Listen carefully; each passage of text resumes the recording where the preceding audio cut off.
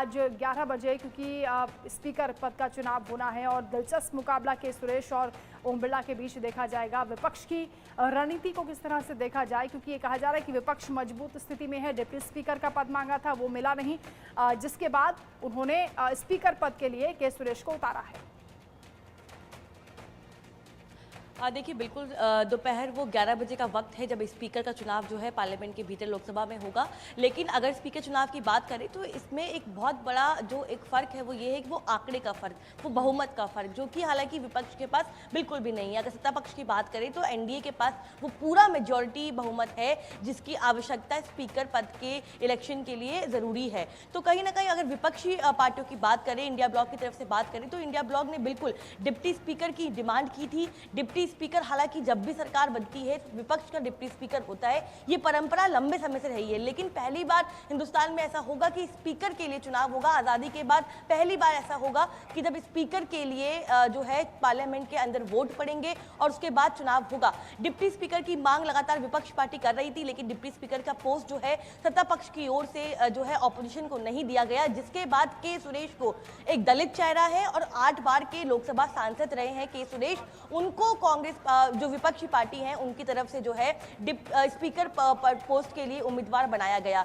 अगर हम रणनीति की बात करें तो विपक्षी पार्टियों के भीतर जो है इस रणनीति की बात जो है चर्चा की गई है। कल मल्लिकार्जुन खड़गे के आवास पे शाम को फ्लोर लीडर की मीटिंग बुलाई गई थी, जिसमें टीएमसी जो कि नाराज थी, टीएमसी जो ये कह रही थी कि हमसे बिना पूछे फैसला किया गया है, अब ये जानकारी मिल रही है कि डिप्टी स्पीकर पोस्ट के लिए जब चुनाव होगा तो टीएमसी जो है वो इंडिया अलायंस का साथ देगी। यानी कि कहीं ना कहीं जो टीएमसी के बीच की नाराजगी थी उसको कल राहुल गांधी ने ममता बनर्जी से फोन कॉल पे बात करके सुलझा लिया है। तो कहीं ना कहीं वो एक पहलू जहां पर विपक्ष के गठबंधन के बीच में जो फूट दिख रही थी उस फूट को कहीं ना कहीं मैनेज कर लिया गया है। अब अगर हम रणनीति की बात करें तो कल रात को मल्लिकार्जुन खड़गे के आवास पे जब फ्लोर लीडर्स की मीटिंग हुई तो ये तय किया गया कि कहीं ना कहीं जो आंकड़ा है वो बिल्कुल हमारे पास नहीं है। हालांकि विपक्ष के तमाम जो नेता है वो इस बात को जानते हैं कि जो बहुमत होना चाहिए वो बहुमत उनके पास नहीं है। लेकिन फिलहाल ये तैयारी की गई है कि हम स्पीकर चुनाव तक जाएंगे। 11 बजे तमाम कांग्रेस ने अपने सांसदों को लोकसभा में रहने के लिए कहा है। बाकी विपक्ष की पार्टी को सांसद भी जो है संख्या बल नहीं है, लेकिन उसके बाद भी के सुरेश को उतारना, इसका मतलब यह है कि शुरुआत से ही जो है सत्ता पक्ष पर यानी एनडीए पर दबाव बनाने की कोशिश करता हुआ विपक्ष दिख रहा है। और ये बताने की कोशिश की कुछ भी करने से पहले विपक्ष को आपने बातचीत करनी होगी, संपर्क में रखना होगा और आपसी सामंजस्य के साथ ही सरकार आप चला पाएंगे।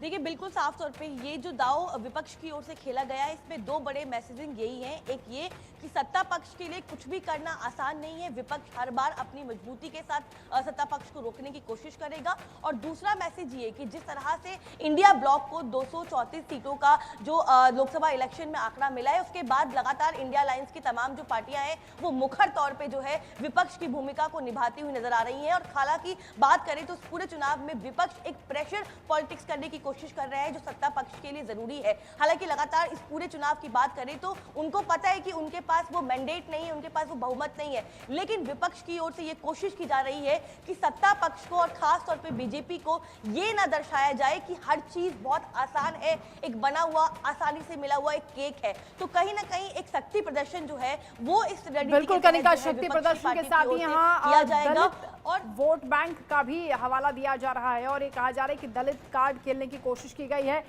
इसलिए इमरान प्रतापगढ़ी कह रहे हैं कि ये जो एनडीए है वो दलित विरोधी है, बीजेपी दलित विरोधी है, इसलिए नहीं चाहते कि के सुरेश को स्पीकर बना दिया जाए।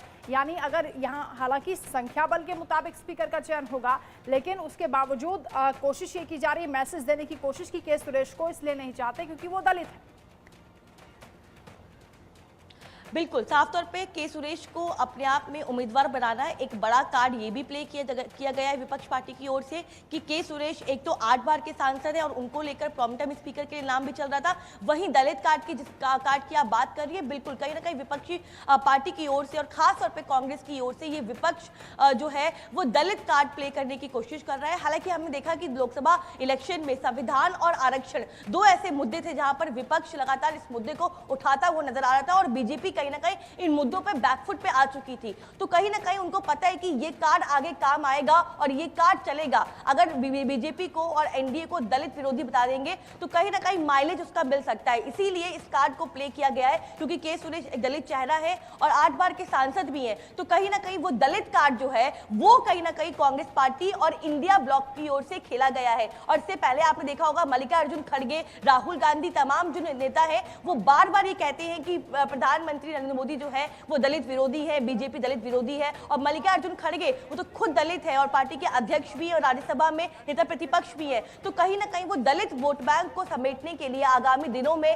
या दलितों के बीच में एक मैसेज देने के लिए इस तरह की रणनीति जो है वो प्लान आउट की गई है। और बिल्कुल इस बात को कहने में कोई दो राय नहीं है कि विपक्ष पार्टियों की ओर से कहीं ना कहीं ये एक रणनीति थी, ताकि एक विपक्षी ताकत का एहसास जो है सत्ता पक्ष को हो और दूसरा दलित कार्ड को प्ले आउट किया जाए। तो कहीं ना कहीं वो कार्ड कितना काम आएगा कितना काम नहीं आएगा ये बात की बात है। लेकिन 11 बजे का वो वक्त है जब स्पीकर के लिए संसद के भीतर चुनाव होगा। हालांकि मेजोरिटी की बात करें तो जो मेजोरिटी का आंकड़ा होना चाहिए वो एनडीए के पास है। और एनडीए की अगर बात करें तो जगन मोहन रेड्डी की जो पार्टी है वो भी एनडीए को सपोर्ट कर रही है। तो कहीं ना कहीं ये तो बहुत क्लियर है कि ओम बिरला जो है वही स्पीकर बनने वाले हैं। लेकिन बिल्कुल विपक्ष की ओर शक्ति प्रदर्शन किया गया है। विपक्ष ने अपना उम्मीदवार उतार कर ये जाहिर किया है कि इस सरकार में कुछ भी आसानी से विपक्ष जो है सत्ता पक्ष को करने नहीं देगा। और उसके साथ साथ दलित 11 बजे लोकसभा स्पीकर का चयन कहीं होगा, चुनाव होगा। क्या हलचल है संसद के बाहर? आप मौजूद हैं, एक बार तस्वीरें भी जरा दिखाइए। और कौन कौन जब यहाँ पर पहुंचे तो किस तरह से बातचीत की गई, क्या रिएक्शन आए, बीजेपी के नेताओं की ओर से क्या कहा जा रहा है, एनडीए के जो सहयोगी हैं उनकी ओर से क्या कहा जा रहा है? देखिए बिल्कुल 11 बजे जो है स्पीकर का चुनाव होना है। उससे पहले कांग्रेस पार्टी की ओर से तीन लाइन का विप जो है वो जारी किया गया है। सभी सांसदों को लोकसभा में रहने के लिए बोला गया है। लेकिन अभी वक्त है उस चीज़ में, हालांकि हमारी मौजूदगी इस पर विजय चौक पर है, अभी कुछ भी हलचल नहीं है। लेकिन बिल्कुल धीरे धीरे जो है तमाम जो प्रतिक्रियाएं हैं वो आना शुरू हो चुकी हैं, चाहे वो विपक्ष की ओर से हो, सत्ता पक्ष की ओर से। के सुरेश को आपने सुना कि उन्होंने लगातार यही कहा कि टीएमसी के बीच में जो कहीं ना कहीं मिसकम्युनिकेशन हुआ था राहुल गांधी की कॉन्वर्सेशन के बाद, वो कहीं ना कहीं दूर हो गया है। तो अब टीएमसी जो है वो भी इंडिया ब्लॉक का साथ दे रही है स्पीकर चुनाव के लिए। अपने आप में ये बड़ी बात इसलिए है क्योंकि कल तक जो है अभिषेक बनर्जी और ममता बनर्जी इस बात से नाराज थे कि टीएमसी से बिना पूछे स्पीकर उम्मीदवार के लिए के सुरेश को उतारा गया। लेकिन कल देर रात राहुल गांधी ने जब बातचीत की ममता बनर्जी से, उसके बाद जो है चीजें सॉर्ट आउट की गई और फिर उसके बाद टीएमसी ने अपना समर्थन जो है वो इंडिया अलायंस को दे दिया है। तो हालांकि इन तमाम चीजों के बीच में अगर बात करें तो वो 11 बजे का वक्त होगा जब स्पीकर चुनाव जो है पार्लियामेंट के अंदर होगा। उससे पहले तमाम सांसद जो हैं वो संसद भवन पहुंचना शुरू हो चुके हैं और शुरू हो जाएंगे। लेकिन मुकाबला दिलचस्प है और सबको पता है कि ओम बिरला जो है वो स्पीकर बन जाएंगे क्योंकि मेजोरिटी एनडीए के पास है। हालांकि फिर भी विपक्ष लगातार ये कोशिश कर रहा है कि एक मजबूत विपक्ष की तस्वीर जो है वो लगातार पोर्ट्रे की जाए। बिल्कुल एकजुट होने की कोशिश यहाँ पर की जा रही है और बड़ा मैसेज देने की कोशिश। हालांकि कल जब राहुल गांधी से सवाल पूछा गया था टीएमसी की नाराजगी को लेकर, तब उन्होंने जय संविधान बोलकर किनारा कर लिया था, कुछ कहा नहीं था। फिर राजनाथ सिंह से भी ममता बनर्जी की बातचीत होने की खबरें आई, लेकिन उसका खंडन हुआ। और अभी आप बता रही हैं कि रात में बातचीत हो गई है, सुलह हो गई है और के सुरेश के नाम पर सबने सहमति जता दी है। बहुत शुक्रिया कनिका आपका तमाम जानकारी के लिए, तमाम बातचीत।